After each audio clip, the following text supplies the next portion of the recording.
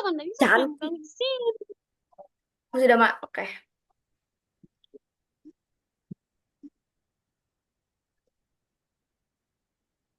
Baik, Assalamualaikum warahmatullahi wabarakatuh. Selamat malam semuanya.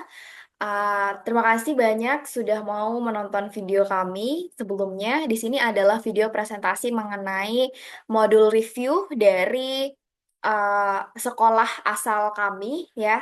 Nah, di sini merupakan tugas dari mata kuliah Curriculum and Model Development oleh dosen pengampu Bapak Junaidi, SPD MPD.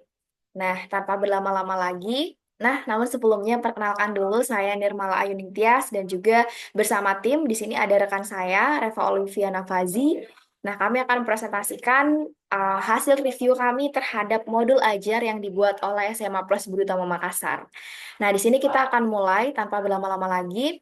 Kita mulai dengan informasi umum. Nah, di sini ada nama penyusunnya, yaitu Nur Hidayah SPD. Kemudian institusinya adalah SMA Plus Budi Utama Makassar. Mata pelajarannya bahasa Inggris, materinya naratif teks, dan juga kelas 10. Nah, jadi di sini ada di fase E, ya teman-teman.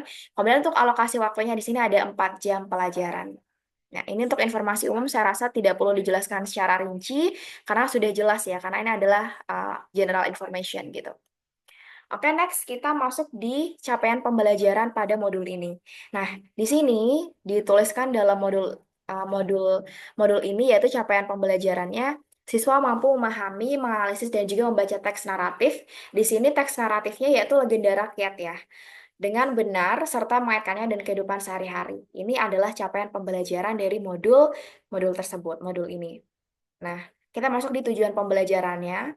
Pada akhir fase E, peserta didik diharapkan mampu mengidentifikasi kalimat-kalimat yang memuat bagian-bagian legenda yang ditanyakan, mengidentifikasi persamaan dan juga perbedaan fungsi sosial, struktur teks, dan juga unsur kebahasaan teks naratif, serta membacakan legenda dengan intonasi, ucapan, dan tekanan kata yang benar. Nah, di sini di tujuan pembelajaran ini siswa tuh diharapkan ya untuk bisa memahami apa-apa sih bagian-bagian legenda yang ditanyakan tuh di dalam teks tersebut. Kemudian apa sih persamaan-persamaan dan juga perbedaan dari fungsi sosial yang ada di legenda tersebut, struktur teks naratifnya seperti apa, unsur kebahasaan teks naratifnya seperti apa, itu yang menjadi tujuan pembelajaran pada modul ini gitu. Nah, kita masuk nih di bagian asesmen. Jadi di bagian asesmen ini tuh ada 3 ya teman-teman. Di sini tuh ada diagnostis atau awal, kemudian asesmen formatif selama pembelajaran, dan tertulis tidak tertulis. Sebenarnya kalau dari kami tuh untuk tertulis dan tidak tertulis itu termasuk jenis asesmen yang ini kan secara general kan asesmen ada 3 ya.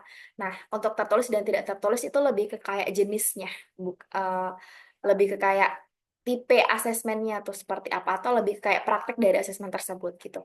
Nah, di sini kita langsung kasih saran dan juga perbaikan untuk jenis asesmen, untuk asesmen di modul ajar ini. Nah, satu modulnya ini untuk asesmennya itu sudah bagus ya, karena asesmen dilakukan di beberapa tahap, bukan hanya di akhir. Maksudnya bukan hanya di eh, pertemuan terakhir gitu. Kemudian ada diskusi, tanya jawab, dan juga presentasi dengan tujuan pembelajaran yang mengasah keterampilan berbicara dan juga membaca. Oke, ini juga menjadi bagus ya karena kita seperti yang dilihat tuh apa bisa kelihatan nih bisa seperti kayak ini kan reading ya, kemudian juga bagaimana untuk menceritakan, bisa menganalisis kayak di tujuan pembelajaran ada intonasinya gitu kan, membaca intonasi dengan benar. Nah, ini udah cukup sebagai jalan untuk mencapai tujuan pembelajarannya. Kemudian ada soal pilihan ganda sederhana, isian dan juga esai singkat, cocok untuk mengukur pemahaman struktur teks dan unsur kebahasaan naratif teks. Ya ini sudah sangat ini ya, sudah sangat-sangat relevan dengan tujuan pembelajaran yang apalagi di pertemuan ini adalah naratif teks. Tentu kita akan butuh soal-soal pilihan ganda, soal esai dan juga isian yang dimana kita bisa lihat nih anak ini ngerti nggak sih gitu. Nah, tapi dari keseluruhan itu kita juga ada nih saran sehingga bisa meningkatkan modul ini agar akhirnya lebih baik lagi gitu. Nah, satu, tidak ada rubrik penilaian formal. Presentasi atau membaca teks seharusnya ada rubrik supaya penilaian tuh lebih objektif dan transparan ya, benar. Karena emang di modul ini tuh nggak ada rubrik penilaiannya kayak mana gitu. Presentasinya tuh Iya ada dijelasin presentasi gitu, tapi rubriknya mana? Kita bisa lihat eh, keberhasilan dari siswa mempresentasikan hasil dari dia menganalisis naratif naratif teksnya tuh kayak mana gitu. Kita nggak bisa tahu, nggak ada transparansi penilaiannya gitu karena nggak ada rubriknya yang disediakan gitu. Kemudian selanjutnya asesmen tertulis kurang variatif karena hanya fokus pada reading comprehension saja gitu. Ya, iya karena Eh, jadi untuk reading tuh ini ya lebih ke kayak kan ada structure teks gitu. Tapi kalau kita lihat, kita menganalisis yang bagaimana soal pilihan gandanya, esai dan juga isiannya tuh lebih ke kayak itu kan lebih mengarah ke reading comprehension ya, bukan lebih ke structure. Harusnya kalau lebih structure tuh ada soal-soal di mana siswa tuh, nah ini juga karena tidak ada apa ya, nggak ada lampiran yang menjelaskan bahwa ini loh soalnya, sehingga kita nggak bisa lihat jenis soalnya tuh udah mengukur untuk bagian structure nggak selain reading comprehension itu gitu. Nah selanjutnya, nah di sini saya rasa cukup sekian ya dari saya. Untuk materi selanjutnya, bagian selanjutnya itu akan dilanjutkan oleh rekan saya, Reva Olivia Fazi. Pada Reva, saya persilakan. Oke, terima kasih Nirmala atas penjelasannya yang sangat amat jelas. Jadi kita nextnya itu ada di pendekatan model. Sebenarnya di sini em, saya yang typo ya guys. Sebenarnya di situ ada model dan media pembelajaran. Nah, pendekatan model dan media pembelajarannya itu sebenarnya sudah sesuai dengan karakteristik karakteristik materi naratif teks dan tujuan pembelajaran. Tapi saran kita itu kalau mau lebih optimal bisa bisa sedikit ditambahkan unsur kolaboratif dan kreativitas dalam model media atau supaya pembelajaran lebih hidup dan aktif. Nah, di sampingnya itu ada ininya, ada media pembelajaran yang digunakan. Nah, di dia tuh pakai video singkat tentang cerita Putri Tandam Palik itu. Terus dia ada disisipkan link. Terus yang kedua itu dia juga pakai teks naratif. Teks naratifnya itu yaitu Princess Tanda Palik itu sebagai bahan bahan bacaan utama. Terus dia pakai LKPD atau yang biasa disebut dengan lembar penilaian peserta didik. Ini untuk ini tuh dipakai untuk asesmen saat proses pembelajaran seperti latihan isian dan menjawab soal. Terus alat pendukungnya ada laptop sama proyektor. Next, tolong Nirmala. Nah, nextnya itu kita masuk di saran dan perbaikan. Nah, ini di sampingnya itu kita tampilkan pembelajaran ininya. Oh ya, sebentar ya, sebentar. Pokoknya kita tampilkan modul ajarnya dan itu modul ajarnya. Terus eh, saran dan perbaikannya itu ada ini langkah-langkah sama kegiatan pembelajarannya itu sebenarnya sudah runtut. Ada pendahuluannya, ada intinya, dan ada penutupnya.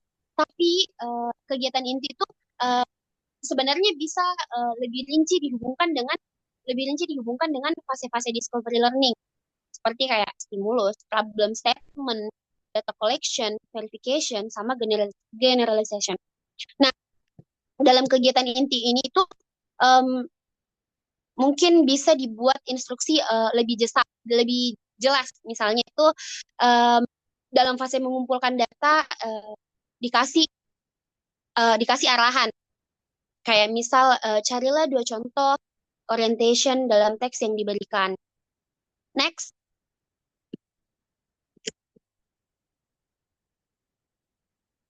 tolong Nirmala next. Oke, thank you. Nah, next ada di sebentar, ada di pendekatan discovery learning. Nah, di pendekatan discovery learning ini sebenarnya ya seperti biasa sudah cocok, tapi perlu mungkin perlu ditambahkan kombinasi strategi kolaboratif kayak kayak dibuatkan diskusi kelompok diskusi kelompok kecil itu untuk memperkaya dinamika kelas.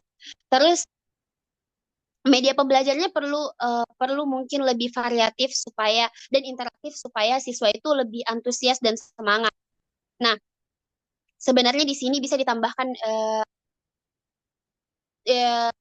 media tambahan seperti infografis tentang struktur naratif teks atau games interaktif berbasis eh, Kahoot atau kuisis untuk review materinya. Terus ada juga di tujuan pembelajaran sudah sesuai dengan capaian yang diharapkan, tapi perlu dirumuskan spesifik dan terukur karena di tujuan pembelajaran itu dia cukup general, jadi dia tidak rinci, pokoknya tidak spesifik. Jadi menurut ya mungkin itu saja penjelasan dari saya. Saya kembalikan ke Nirmala.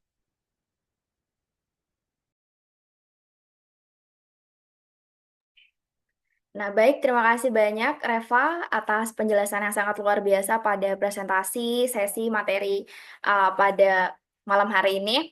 Nah, terima kasih banyak semuanya atas perhatian, attention dalam menonton video kami.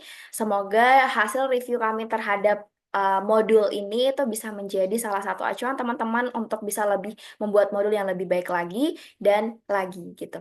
Terima kasih banyak. Kami akhiri. Wassalamualaikum warahmatullahi wabarakatuh. Selamat malam dan selamat beristirahat. Baik guys. Anjay sudah.